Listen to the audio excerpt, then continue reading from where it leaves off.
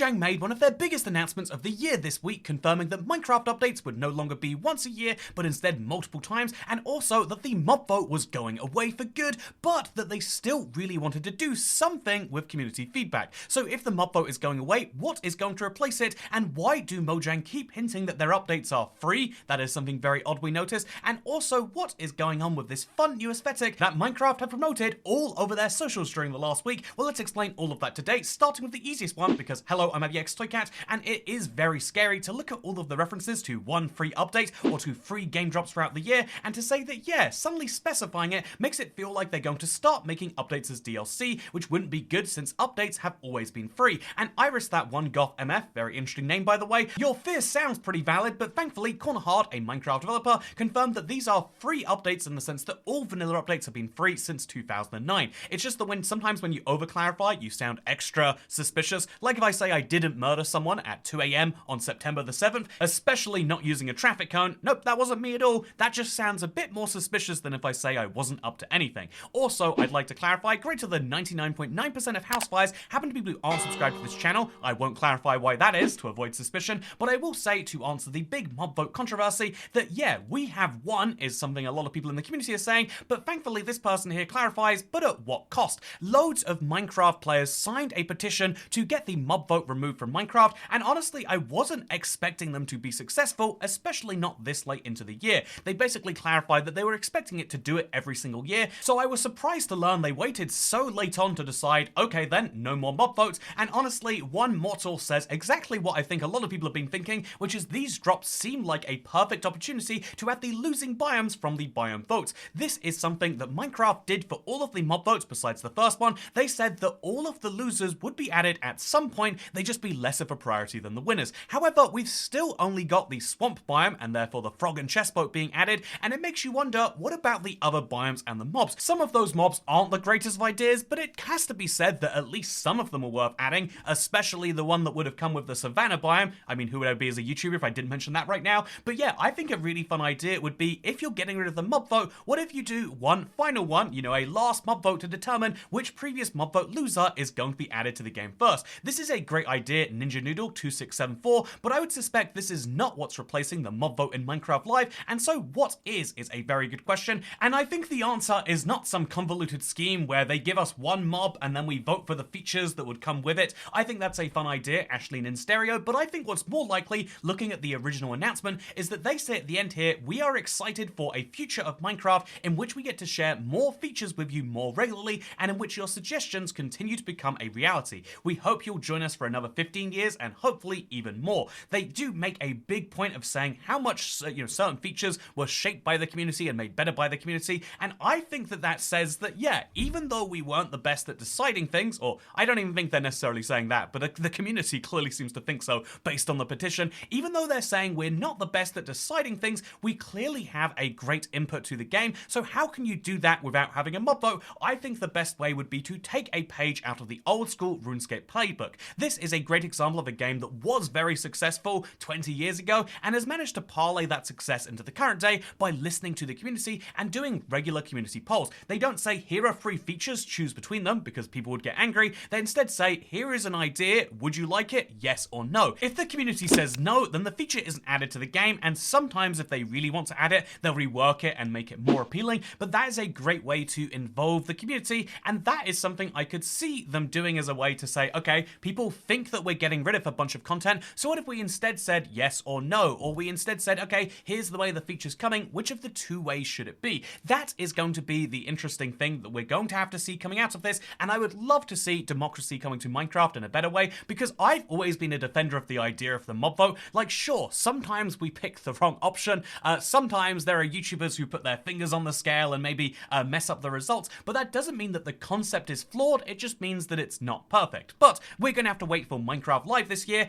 and interestingly, even though we were expecting an announcement, all we got was this. It's been a full week now and they haven't given us a date, and I can confirm after trying to get a Minecraft spokesperson to confirm, are we still expecting one in October, is that they won't say anything about when one's happening, and that is a little suspicious. It will be before the end of the year, but Minecraft Live is coming soon, and what's it going to do? We don't fully know, which is a maybe exciting place to be. But before we leave the mob vote topic behind, by the way, I think I have to respond to Jaden Ogden, who who says, in an alternate universe, we all voted for the savannah and world peace was achieved in mere seconds. And I'm going to have to be a little bit of a crazy conspiracy theorist here, but hear me out. This is how much better Minecraft could have been if we voted for the savannah biome. So here are all of the options we had in 2018, 2019, and 2020. And as you'll note, in 2018, we had the choice between two warm biomes, but we voted for the not warm biome. And so when Minecraft came back in 2019, they deliberately put a cold biome in there, and then we voted for that. Then what happened in 2020 is Minecraft decided to combine the cave update, much wanted by the community, with the cliffs update, because they were sort of two sides of the same coin. And what happened when they were developing this is it drove them crazy. The pandemic didn't help, but working on a giant refactoring of the game's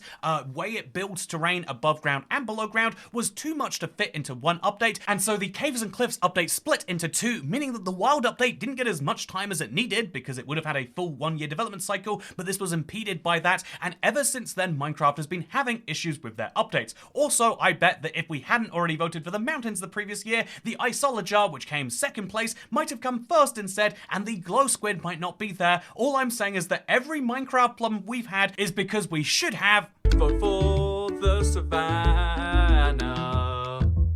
Gonna take some time to get these things we never had. Anyway, let's talk about one of the other things we're expecting at Minecraft Live in the form of Minecraft's new game, right after I address something which I thought was a very good comment. Surely the statement at 3:05 is contradictory. How can the time between drops be both regular and sometimes longer, sometimes shorter? This is a quote from the Minecraft page themselves, where they said the future of Minecraft's development will have regular updates that are sometimes shorter and sometimes further apart, and I gave my best defense to this, which is, oh, I guess they mean they've got a plan between updates, say every 2 months or so, but sometimes those will be more like 3 months between drops, and sometimes it will be sometimes even less, depending on what they actually have to do for them. This is what I took it to be, but also, yeah, it's a very interesting case of when you write something down as a PR article, you have to be clear about what you mean, otherwise it sounds like you're saying nothing. If you say something is regular, but also irregular, you're just saying nothing at the same time. And so hopefully we get some updated clarity on what Minecraft are doing with updates. Hopefully even at Minecraft Live we could have Jeb or Agnes explaining what they're actually thinking, because I think that is how Minecraft is done best. When you have PR people try to explain things, they end up saying very little. When you have a Minecraft developer share it, you actually get a much better glance at what's going down in there. Speaking of what's going down in there, one of the games which has been happening this week is Reforge. Obviously, a few YouTubers have been up to Forge 8 to play it, and someone said it would be nice if Reforge had its own minigames. And it's fun that you say this, because I think Forge 8 are quite aware that one of the things that people love about what they did in Minecraft console was the minigames, and so here is a sneaky screenshot of the work in progress main menu. As you can see, there is a minigame button, and I don't think we were encouraged to press this at all. I think they were in fact hoping that we wouldn't, but I might have hit it just, just for fun here, and I might be able to confirm to you that there are going to be minigames in Reforge, and that one of them is going to be called Saw. I love when a game studio knows what it is that people actually want from them, and I feel like that is a great example of it. I imagine that when Reforge releases, you'll be able to play this on launch, but if you want to see what Reforge is looking like right now, on Tuesday is when gameplay will be releasing from that, from myself and from others, and I am going to be excited to share that. But for now, let's go into one of the interesting comments, because this one was one I actually came to via Reddit, because it was someone asking, Minecraft, seriously, you need to make an RPG game with this style. This is if you're curious, this is something that came out when Minecraft released a bunch of remixes off their own soundtrack, and honestly, those remixes are fire. Anyway, I could listen to this all day and tell you my feelings, and maybe that's what we'll have to do during the next stream, but for now I want to say this was a really cool thing that Minecraft did.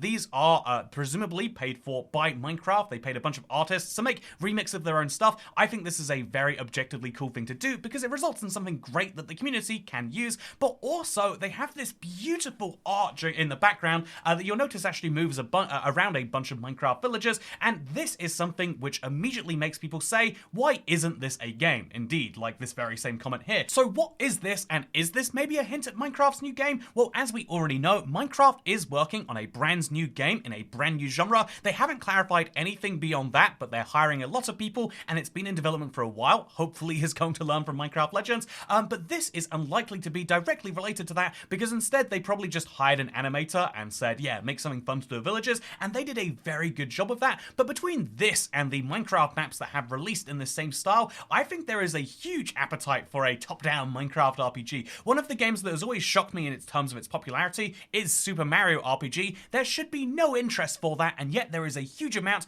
And so if Minecraft is trying to last for another 15 years, perhaps it could take lessons from those other major franchises and experiment with their IP and maybe take it in a more unique direction than they're currently planning to. By the way, I have another interesting question about planning to go in a different way from Angel Villanova, who says, my question is, if they're changing the system in which they release things, are they still going to have previews and snapshots, or are they just going to update the game? This is a fun question because I think that it would be very fun to see Minecraft release a surprise update where we weren't expecting anything, but at the same time, exactly the same suspicions they raise about, oh, they might release something that people hate or that is buggy, is why they won't be doing that. I think that if you're a Minecraft viewer, it sometimes sucks that you get to see things on YouTube weeks or months before you actually get to play with it, and this is one of the reasons why once-a-year updates just don't work. By the time the update comes out, everyone is already familiar with it. There's no loading up Minecraft on the day that it comes out, seeing that list of new blocks and items in the game. I agree, Ash Zero, by the way, super cool feeling. There's none of that anymore because we already know exactly what's going to be in there, and so that is something that is a shame. Also, speaking of a shame, how do you have 383 members? I bet this is in reference to the fact that we had just under 450 before I left. One of the brutal things about leaving streaming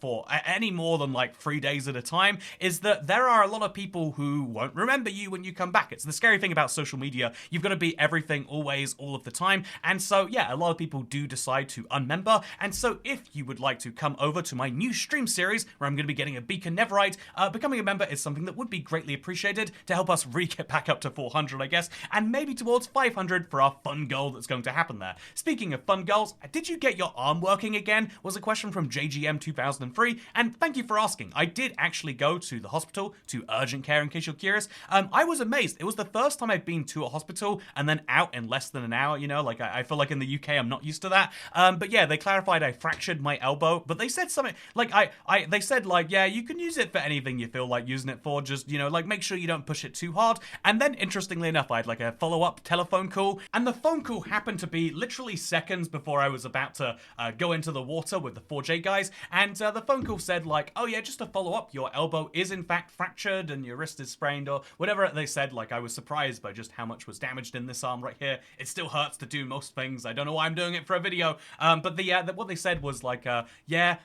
please don't do any strenuous exercises. And I just said point blank, like, I'm about to jump into water, would you say that's strenuous? And they said, our advice isn't to do it, but we understand that you're there. And I kind of appreciate that. Like, when I appreciate that the healthcare system was practical, and I wanted to share my good experience of it. I also wanted to share my good experience of the weather. It is cold, and I am grateful. I spent far too long in the heat, and I am loving this fact that you have to wear a hoodie when you go outside. You get cold when you're outside, so it's exciting when you get inside again. I am excited for the cold months of the year, and I'm sorry for anyone with seasonal depression. I think that's a very real thing for a lot of people, but I am excited for a cold set of months ahead. Speaking of being excited for the cold, I hope you enjoyed this cold video where I'm wearing a warm hoodie. Look at it. It's got an Enderman looking thing on the shoulders, and it's meant to be like you're wearing a t-shirt under it. There's lots of weird things about this hoodie, but it will all make sense in about just over a week when I'm doing this Blockship Mayhem event. But what also makes sense is when I end this video, because it's gone on for far too long, and I hope that you've had a good one,